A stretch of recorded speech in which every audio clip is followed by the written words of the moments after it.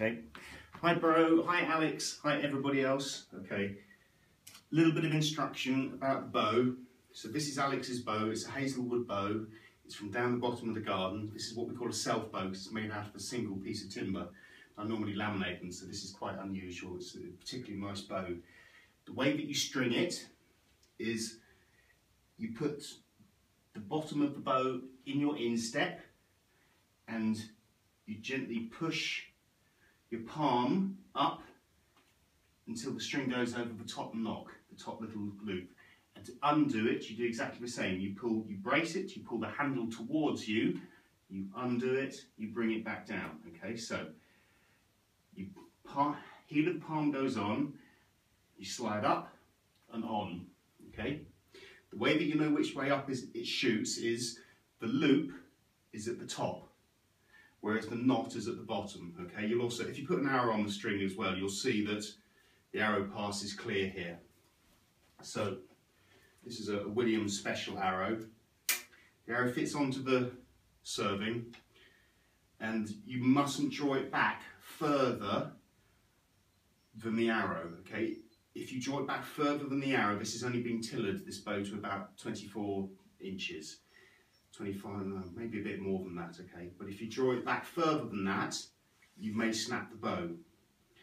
These are sharp, okay? This is not a toy, this is dangerous. So you point away from you when you're shooting.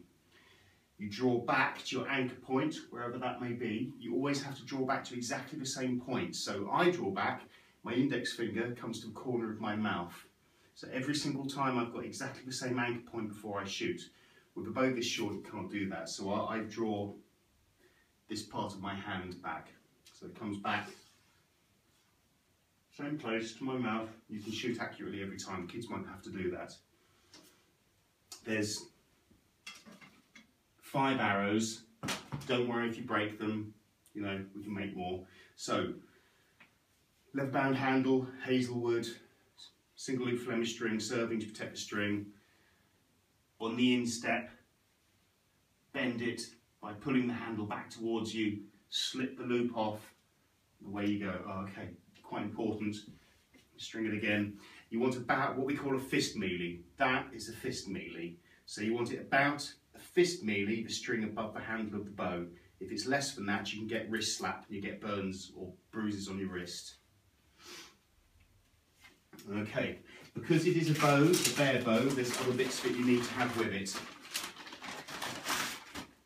So, to protect your forearm, you have a bracer. So it's just a leather bracer, or it comes with elastic, and you have it on your forearm, wrapped around your forearm to protect you, so that if you do get a bit of string slap on your wrist, you don't end up with horrible burns.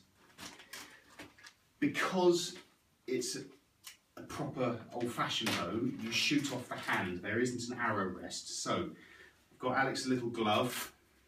So it's way too small for me, but he wears the glove. You wear the glove on the hand, his left hand, that you hold the bow in. And it's reinforced with extra leather. Okay, so that as the arrow passes across the top of his hand, it doesn't hurt his hand. If you shoot straight off the hand, the feathers can cut you. Or if you get a loose flight, it can actually dig into you. So you always shoot with the glove on your dominant hand, not your dominant hand, on your left hand that you hold the bow with. Also, if he's shooting a lot, it gets quite sore on your fingers. So I bought him what we call a finger tab as well. Ah, broken it. At least broken the bag. So again, Velcro. The black is the padding part. Way too small for me again. And again, so that it protects your free fingers as you draw the bow back. The arrow rests, we use what's called Mediterranean grip. So the arrow rests between the top 2 fingers on the string. You draw back to the same anchor point every single time. Boom, accurate shooting. The bow's finished with oil and wax.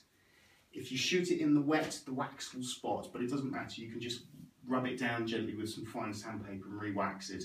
If it becomes a problem, just leave it here and I'll coat it with something else. Be very careful, even though it's 22, I think it's about £20 draw weight at 22 inches or something like that. So it will do a lot of damage if you're not very careful, so you need supervision at all times. You'll need to buy a target as well.